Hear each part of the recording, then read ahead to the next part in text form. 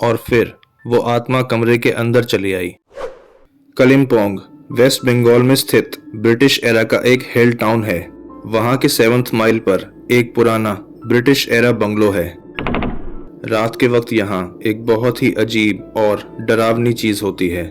जो लोग इस बंगले में ठहरते हैं उन्होंने एक ही चीज महसूस की है।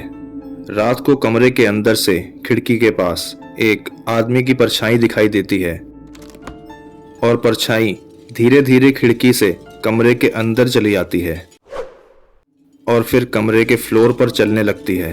डरावनी बात यह है कि लोगों ने उसके फुटस्टेप्स के निशान तो देखे हैं और परछाई भी चलती हुई नजर आती है, लेकिन उस रात के सन्नाटे में कमरे में उन मिट्टी से भरे कदमों की और धीमी धीमी सांसों की आवाज भी आती है।